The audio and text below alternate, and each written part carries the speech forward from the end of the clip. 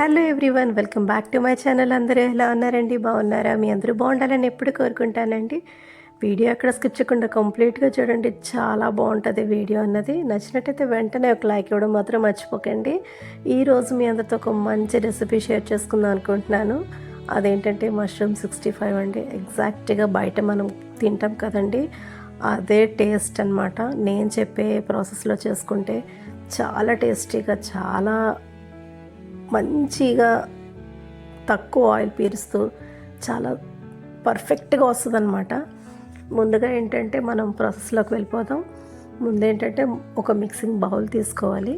Mixing bowl తీసుకొని దాంట్లో ఒక 2 టేబుల్ స్పూన్ మైదా వేసాను. దాంతోపాటు 2 టేబుల్ స్పూన్ కార్న్ఫ్లవర్ కూడా యాడ్ చేశానండి.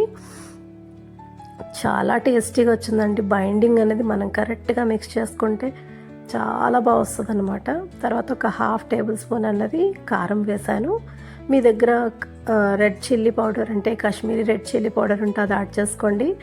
అప్పుడు ఎక్స్ట్రా కలర్స్ కూడా వేయక్కర్లేదు, చాలా మంచి కలర్ వస్తుంది. ప్రజెంట్ అయితే నేను పొడి కారం అన్నదే వేసాను. దాంతోపాటు సరిపడా సాల్ట్ అనేది అడ్జస్ట్ చేసుకుంటూ సాల్ట్ వేసాను.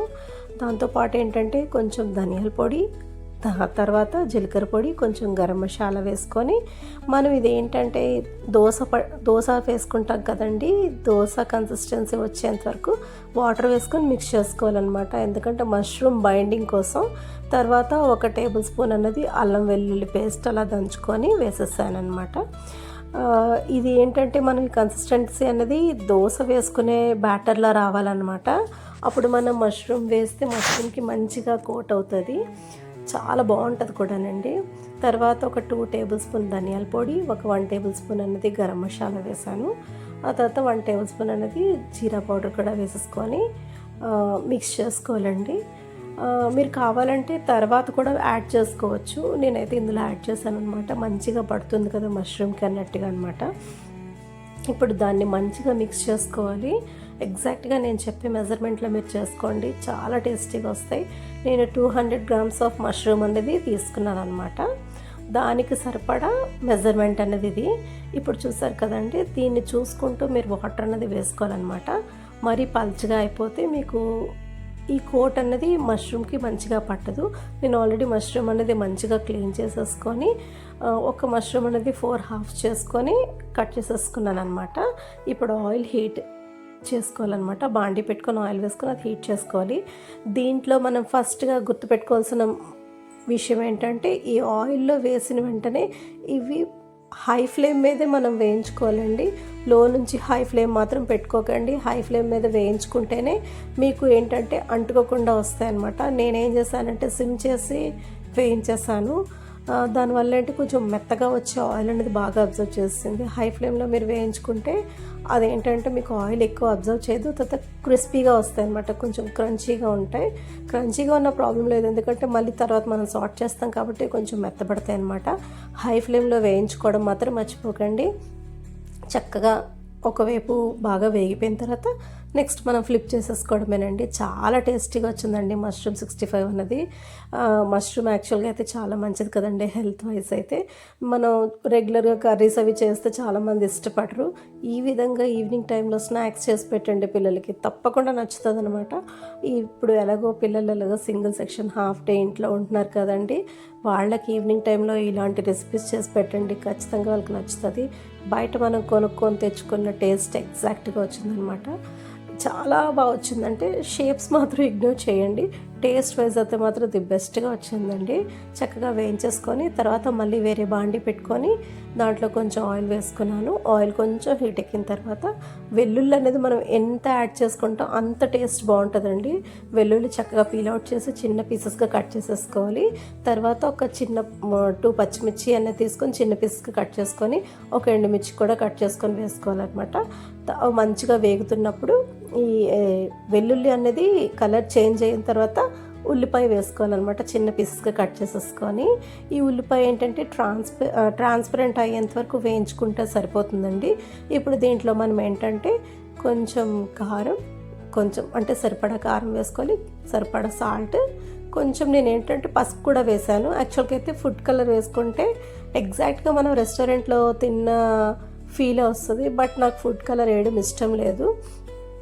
ఇష్టమైన వాళ్ళైతే వేసుకోండి, ఇష్టం లేని వాళ్ళు స్కిప్ చేసేసేయండి. ఫుడ్ కలర్ వేసుకుంటే కలర్ మాత్రం చాలా బాగా కనిపిస్తుందండి. అయినా నా రెసిపీ అయితే బాగా వచ్చింది, మీకు స్టార్టింగే పిక్ పెట్టాను కదండి. దాంతోపాటు ఇప్పుడు ఏంటంటే కరివేపాకు కొంచెం కడుక్కొని మంచిగా కరివేపాకు వేసేసుకోండి. ఈ కరివేపాకు అరోమా అనేది చాలా చాలా బాగుంటుందండి మష్రూమ్ 65 అన్నది. ఇప్పుడు మంచిగా ఉల్లిపాయలు ట్రాన్స్పరెంట్ అయ్యాయి కదండి.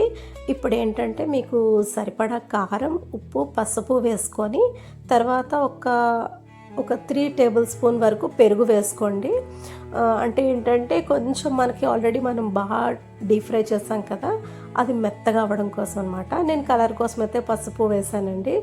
చాలా మంచి కలర్ వచ్చిందండి. చూసారా, కలర్ చేంజ్ అయిపోయింది పసుపు యాడ్ చేయగానే. ఆ క్లిప్ అయితే మిస్ అయింది పసుపు యాడ్ చేయడం.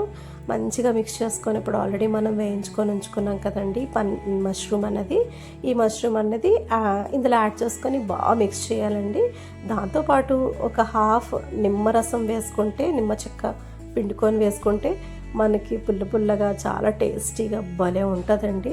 దాంతోపాటు టేస్ట్ని ఇంకా పెంచేదేంటి కొత్తిమీర కదండి.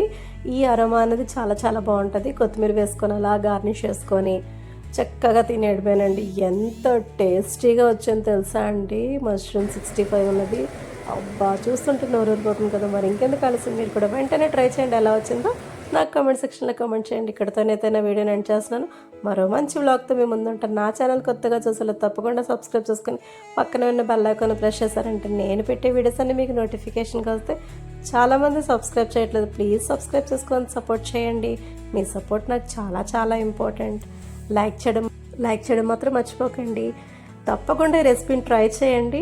మీకు ఎలా వచ్చిందని నాకు కామెంట్ సెక్షన్లో కామెంట్ చేయండి. యమ్మీగా వచ్చింది. నేనే ఫస్ట్ చేశానండి. ఇప్పుడు హస్బెండ్కి ఇస్తాను కదా, టేస్ట్ చేసి తర్వాత హస్బెండ్కి ఇచ్చానమాట. హస్బెండ్ కూడా కాంప్లిమెంట్ ఇచ్చారు. మీరే వినండి, చూపిస్తాను. అది లాస్ట్లో యాడ్ చేశాను. చాలా యమ్మీగా భలే టేస్టీగా వచ్చిందండి మష్రూమ్ 65 అనేది. టేస్ట్ ఎలా ఉందో చెప్పాలి తినేసి.